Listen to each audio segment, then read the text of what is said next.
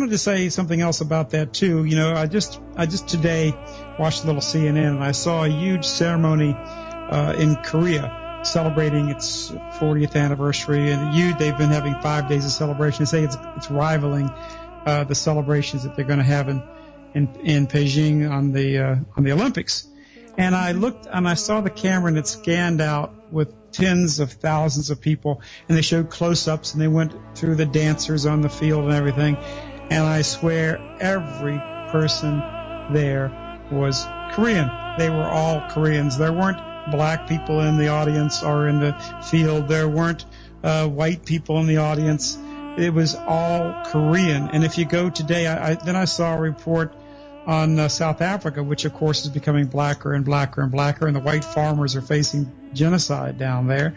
And I saw the political meetings of the biggest parties in South Africa, and they showed this big meeting, and there must have been 1,000 people in the hall, and they were acting like crazies, by the way.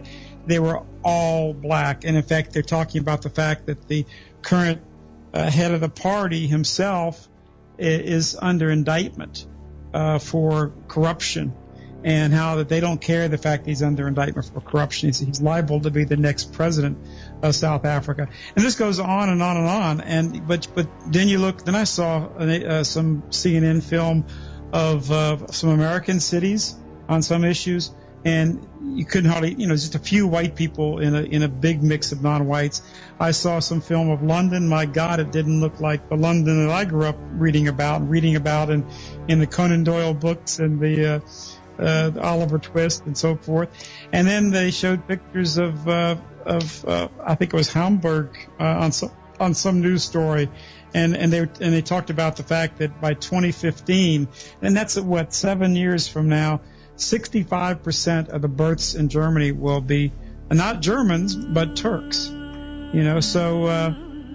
Turkey, God bless it. I'm sure Turkey is great, and it's great for Turks. But my God, don't we have the right to keep Germany German and England English and America Euro-American? I mean, we're totally losing our culture and our heritage. Well, it's a great loss, of course, for all the nations to lose their sense of pride in their race and their culture and so on. It's a loss across the board for everyone, because this is the beauty of the planet, the way it was designed. It's the way nature has made us. We are designed in relation to the fauna and flora. There are blood differences, as I was saying to you on that other program. Here in Britain, there was this question of black children not getting enough sunlight in this country, so that they wanted to give them vitamin D. But then they felt that the white children should have vitamin D, though they didn't need it because they didn't want to make a racial difference. In the end, they dropped it. There was also another interesting, similar sort of bit of nonsense to do with vitamin D in the black children, because it was about the blood transfusion and organ donations. A few years ago, in the days when the anti-racists, so-called, had reason to be concerned about the British National Party in Oldham, the Saatchi & Saatchi advertising company designed a poster which was widely displayed across the town.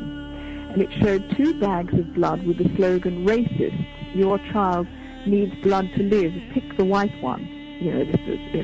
Of course, the truth is that race is a very important factor in finding appropriate matches for blood and organ donations. There's no hate involved. It's a simple matter of nature and fact. That according to the national bloods, that you do need, the Asians and the blacks and so on, do need different blood groups.